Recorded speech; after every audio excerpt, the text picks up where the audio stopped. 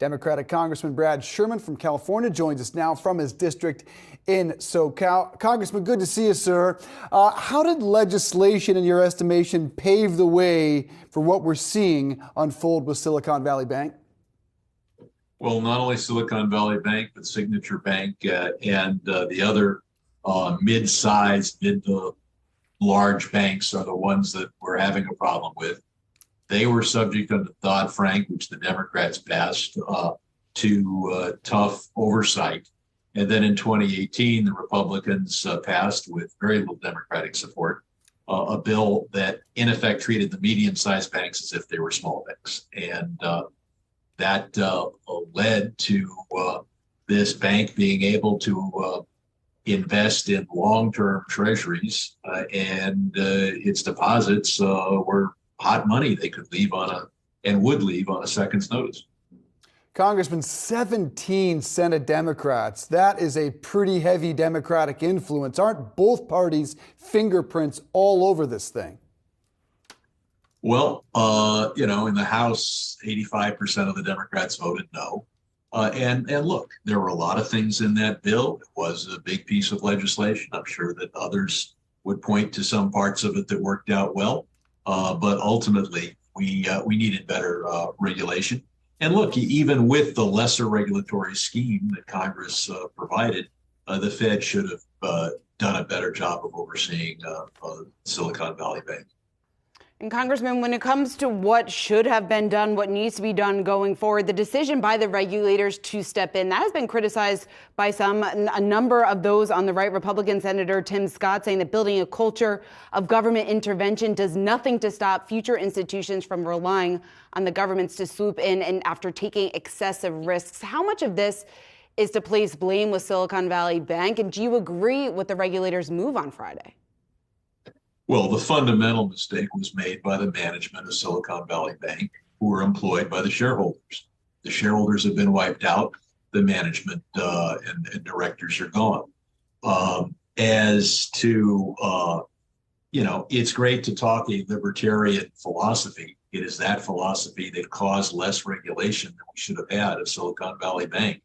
And it's great to then embrace a libertarian philosophy if there's nobody in your district who isn't going to get paid on March 15th. The fact is, you can't make the argument that the government shouldn't have gotten involved when the second bank, Signature, because one, you could have told people in the economy is a black swan.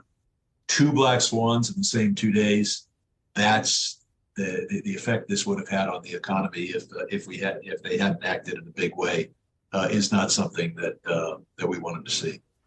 Democratic Senator John Hickenlooper tweeted that the Senate will investigate how this could happen without warning. What questions do you have, Congressman, for the CEO of Silicon Valley Bank, who sold $3.6 million in stock just 2 weeks ago? Which charity is he donating the $3.6 million to? Look, he flunked banking 101. To have the money in long-term instruments and to take that big risk when all your deposits are short-term, that's malpractice. And it should have been stopped, but the real negligence is in that board of directors, and we would have to take a look at those sales if they were somehow a part of a program where he was selling every quarter or something. Maybe it could pass the smell test, but it's been obvious. I mean, it's even in the footnotes released by the bank how big an unrealized loss they had on the long-term treasuries. People think treasury bonds, nothing could be more solid. You can't lose your money. Well, you're going to get paid according to the terms of the bond. But if it's a 10 or 20-year bond, you could lose 20 or 30% of your money because interest rates go up.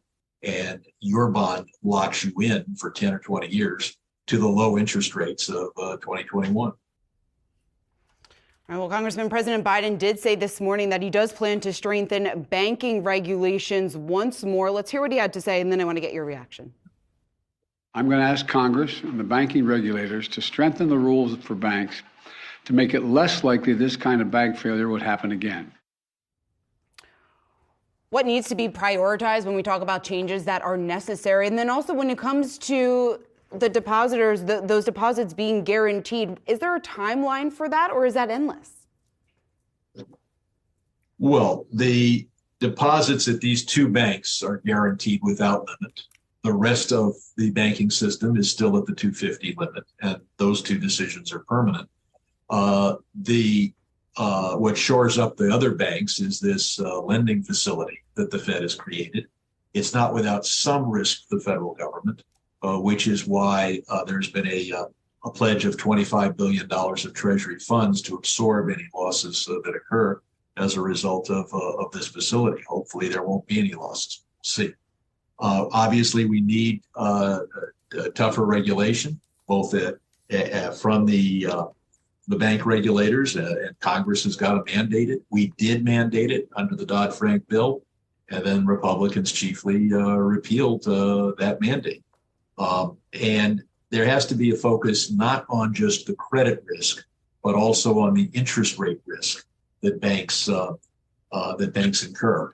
You can think that the local loan to a pizzeria is risky because heck, their pizza might be bad, but that loan is a 1 or 2 year loan, and you don't lose a ton of value just because interest rates go up.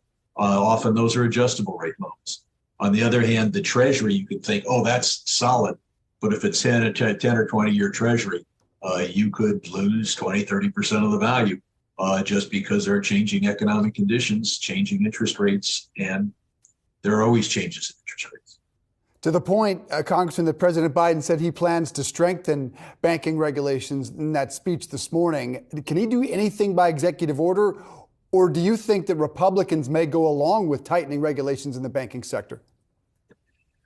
My fear on the congressional side is that this will be like the mass shootings. There'll be this call for action. Republicans will wait for it to blow over and then go back to regular business. The Fed can get tougher on the banks it regulates. It's not mandated to, but I think that and we have a very convoluted system of bank prudential regulation in this country. Some are handled as Signature was by their state regulators, some are handled by the Fed, but all regulators have got to be tougher, and they especially have to monitor interest rate risk.